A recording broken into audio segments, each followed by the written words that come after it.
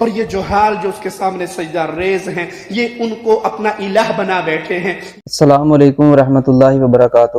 توصیف الرحمان راشدی صاحب نے جو جملہ بولا کہ مریدین نے پیروں کو الہ یعنی اللہ بنا دیا ہے، نعوذ باللہ، اس جملے کے مطلب اور وضاحت سے پہلے ایک چیز آپ کے علم میں لانا ضروری ہے، وہ یہ ہے کہ ہر شعبے میں، ہر ادارے میں، ہر ملک میں اچھے اور برے، زیادہ اور کم علم والے، عقل والے اور جاہل، ہر قسم کے لوگ موجود ہوتے ہیں۔ جیسے پاکستان کی عوام کم و بیش 23 کروڑ کے قریب ہے، اور پاکستان میں غیر قانونی کام کرنا جرم ہے، جیسے چوری کرنا، ناحق قبضہ کرنا، نشہ بیچنا، رشوت لینا وغیرہ۔ اب ہر چیز کا پتہ ہونے کے باوجود لوگ چوری بھی کرتے ہیں، قتل بھی ہوتے ہیں، ناحق قبضے بھی ہوتے ہیں، رشوت بھی لیتے اور دیتے ہیں۔ اب چند چوروں، قاتلوں اور رشوت خوروں کی وجہ سے کوئی بندہ کہے کہ سارا محکمہ ہی چور ہے یا پورا ملک ہی خراب ہے، چند لوگوں کی وجہ سے سارے ملک پر الزام لگانا عقل مندی نہیں ہے۔ کوئی صاحب عقل اس بات سے اس بندے کو عقل مند نہیں کہے گا۔ ویسے ہی پوری دنیا میں اہل محبت،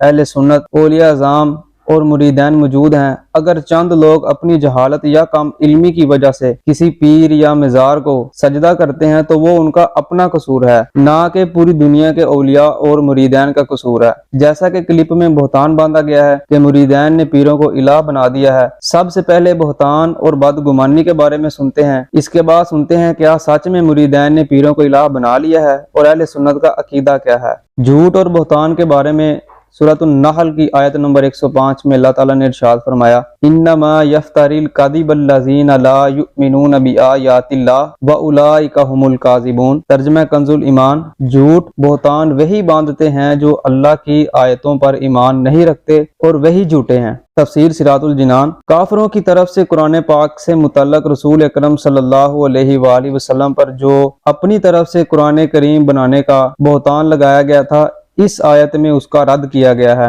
آیت کا خلاصہ کلام یہ ہے کہ جھوٹ بولنا اور بہتان باندھنا بے ایمانوں کا کام ہے۔ اس آیت سے معلوم ہوا کہ جھوٹ کبیرہ گناہوں میں سے بدترین گناہ ہے۔ قرآن مجید میں اس کے علاوہ بہت سی جگہوں پر جھوٹ کی مذمت فرمائی گئی ہے اور جھوٹ بولنے والوں پر اللہ تعالیٰ نے لعنت فرمائی ہے۔ بکثرت احادیث میں بھی جھوٹ کی مذمت بیان کی گئی ہے۔ ان میں سے 2 احادیث ہم آپ کے سامنے پیش کرتے ہیں۔ حضرت عبداللہ بن مسعود رضی اللہ تعالیٰ عنہ سے روایت ہے کہ رسول اکرم صلی اللہ علیہ وآلہ وسلم نے ارشاد فرمایا، سچ کو لازم کر لو، کیونکہ سچائی نیکی کی طرف لے جاتی ہے اور نیکی جنت کا راستہ دکھاتی ہے۔ آدمی برابر سچ بولتا رہتا ہے اور سچ بولنے کی کوشش کرتا رہتا ہے، یہاں تک کہ وہ اللہ تعالیٰ کے نزدیک صدیق لکھ دیا جاتا ہے۔ اور جھوٹ سے بچو، کیونکہ جھوٹ فجور کی طرف لے جاتا ہے اور فجور جہنم کا راستہ دکھاتا ہے۔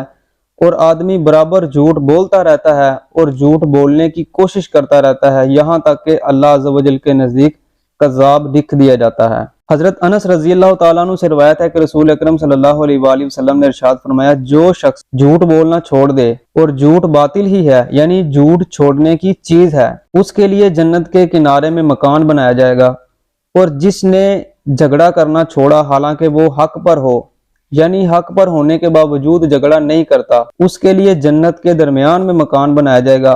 اور جس نے اپنے اخلاق اچھے کیے، اس کے لیے جنت کے اعلیٰ درجے میں مکان بنایا جائے گا۔ اور بدگمانی کے بارے میں اللہ تعالیٰ نے ارشاد فرمایا، یا ایھا الذین آمنوا اجتنبوا کثیرا من الظن ان بعض الظن اثم ولا تجسسوا ولا یغتب بعضکم بعضا ایحب احدکم ان یأکل لحم اخیہ میتا فکرہتموہ واتقوا اللہ ان اللہ تواب الرحیم۔ اے ایمان والو، بہت زیادہ گمان کرنے سے بچو، بے شک کوئی گمان گناہ ہو جاتا ہے۔ اور پوشیدہ باتوں کی جستجو نہ کرو اور ایک دوسرے کی غیبت نہ کرو۔ کیا تم میں کوئی پسند کرے گا کہ اپنے مرے ہوئے بھائی کا گوشت کھائے؟ تو یہ تمہیں ناپسند ہوگا۔ اور اللہ سے ڈرو، بے شک اللہ بہت توبہ قبول کرنے والا مہربان ہے۔ اعلیٰ حضرت امام احمد رضا خان فاضل بریلوی رحمۃ اللہ علیہ فتاوی رضویہ میں فرماتے ہیں، مسلمان پر بدگمانی خود حرام ہے جب تک ثبوت شرعی نہ ہو۔ اور اس کے علاج میں امام غزالی رحمۃ اللہ علیہ فرماتے ہیں، شیطان آدمی کے دل میں بدگمانی ڈالتا ہے تو مسلمان کو چاہیے کہ وہ شیطان کی تصدیق نہ کرے اور اس کو خوش نہ کرے، حتیٰ کہ اگر کسی کے منہ سے شراب کی بو آ رہی ہو تو پھر بھی اس پر حد لگانا جائز نہیں، کیونکہ ہو سکتا ہے اس نے شراب کا ایک گھونٹ پی کر کلی کر دی ہو، یا کسی نے اس کو جبرن شراب پلا دی ہو اور اس کا احتمال ہے، تو وہ دل سے بدگمانی کی تصدیق کر کے شیطان کو خوش نہ کرے۔ اگرچہ مذکورہ صورت میں بدگمانی کا گناہ نہیں ہوگا، لیکن بچنے میں پھر بھی بھلائی ہے۔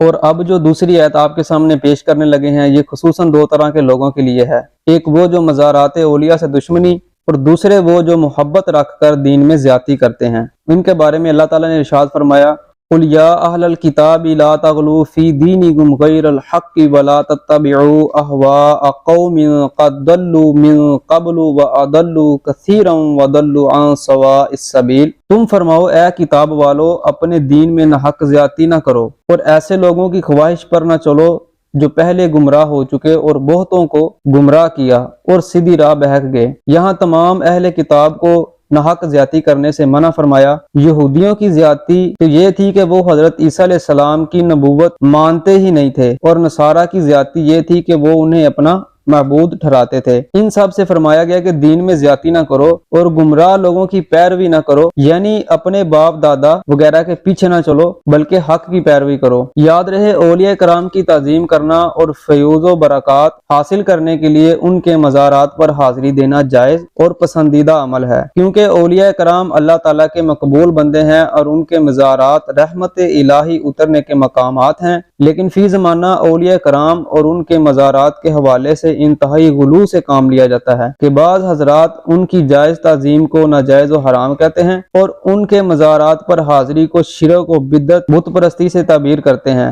اور بعض نادان ان کی تعظیم کرنے میں شرعی حد پار کر جاتے ہیں اور ان کے مزارات پر ایسے امور سر انجام دیتے ہیں جو شرعاً ناجائز و حرام ہیں، جیسے تعظیم کے طور پر مزار کا طواف کرنا اور صاحب مزار کو سجدہ تعظیمی کرنا، مزارات پر مزامیر کے ساتھ قوالیاں پڑھنا، عورتوں کا مزارات پر مخلوط حاضر ہونا اور عرس وغیرہ کے موقع پر لہو و لہب کا اہتمام کرنا وغیرہ۔ تعظیم اولیاء کو ناجائز و حرام کہنے والوں اور مزارات پر حاضری کو شرک و بت پرستی سمجھنے والوں کو چاہیے کہ وہ اس آیت کو سامنے رکھتے ہوئے اپنی حالت پر غور کریں اور شرعاً جائز عمل کو اپنی طرف سے ناجائز و حرام کہہ کر دین میں زیادتی نہ کریں بلکہ حق کی پیروی کریں، اور مزارات پر ناجائز و حرام کام کرنے والوں کو چاہیے کہ وہ بھی اپنے ان افعال سے باز آ جائیں تاکہ دشمنان اولیاء ان کی نادانیوں کی وجہ سے لوگوں کو اللہ تعالیٰ کے مقبول بندوں سے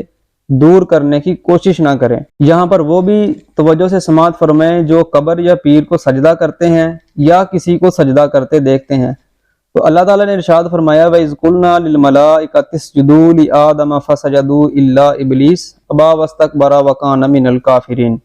ترجمہ کنز ایمان، اور یاد کرو جب ہم نے فرشتوں کو حکم دیا کہ آدم کو سجدہ کرو تو سب نے سجدہ کیا سوائے ابلیس کے، منکر ہوا اور غرور کیا اور کافر ہو گیا۔ اللہ تعالیٰ نے حضرت آدم علیہ السلام کو تمام موجودات کا نمونہ اور عالم روحانی اور جسمانی کا مجموعہ بنایا اور فرشتوں کے لیے حصول کمالات کا وسیلہ بنایا، تو انہیں حکم فرمایا کہ حضرت آدم علیہ السلام کو سجدہ کریں، کیونکہ اس میں حضرت آدم علیہ السلام کی فضیلت کا اعتراف اور اپنے مقولہ اتجعل فیہا کی معذرت بھی ہے۔ بہرحال تمام فرشتوں کو سجدہ کا حکم دیا گیا اور ملائکہ مقربین سمیت تمام فرشتوں نے سجدہ کیا، لیکن شیطان نے سجدہ کرنے سے انکار کر دیا اور تکبر کے طور پر یہ سمجھتا رہا کہ وہ حضرت آدم علیہ السلام سے افضل ہے، اور اس جیسے انتہائی عبادت گزار فرشتوں کے استاد اور مقرب بارگاہ الہی کو سجدے کا حکم دینا حکمت کے خلاف ہے۔ اپنے اس باطل عقیدے، حکم الہی سے انکار اور تعظیم نبی سے تکبر کرنے کی وجہ سے وہ کافر ہو گیا۔ حضرت آدم علیہ السلام اور ابلیس کا واقعہ قرآن پاک کی 7 صورتوں میں بیان کیا گیا ہے۔ اس آیت میں سجدے کا ذکر ہے، اس مناسبت سے یہاں سجدے کے متعلق چند احکام بیان کیے جاتے ہیں۔ نمبر 1، سجدے کی 2 قسمیں ہیں، عبادت کا سجدہ، تعظیم کا سجدہ۔ عبادت کا سجدہ کسی کو معبود سمجھ کر کیا جاتا ہے، اور تعظیم کا سجدہ وہ ہوتا ہے جس سے مسجود یعنی جسے سجدہ کیا جائے اس کی تعظیم مقصود ہوتی ہے۔ نمبر 2، یہ قطعی عقیدہ ہے کہ سجدہ عبادت اللہ تعالیٰ کے لیے خاص ہے، کسی اور کے لیے نہیں ہو سکتا اور نہ کسی شریعت میں کبھی جائز ہوا۔ فرشتوں نے حضرت آدم علیہ السلام کو تعظیمی سجدہ کیا تھا اور وہ باقاعدہ پیشانی زمین پر رکھنے کی صورت میں تھا، صرف سر جھکانا نہ تھا۔ تعظیمی سجدہ پہلی شریعتوں میں جائز تھا، ہماری شریعت میں منسوخ کر دیا گیا، اب کسی کے لیے جائز نہیں، لہذا کسی پیر یا ولی یا مزار کو تعظیمی سجدہ کرنا حرام ہے۔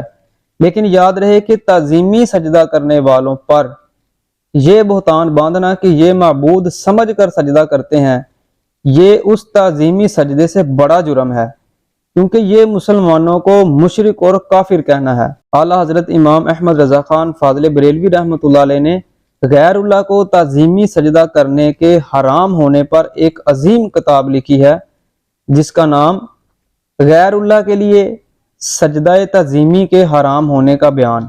یہ کتاب فتاوی رضویہ کی 22ویں جلد میں موجود ہے اور اس کا مطالعہ انتہائی مفید ہے۔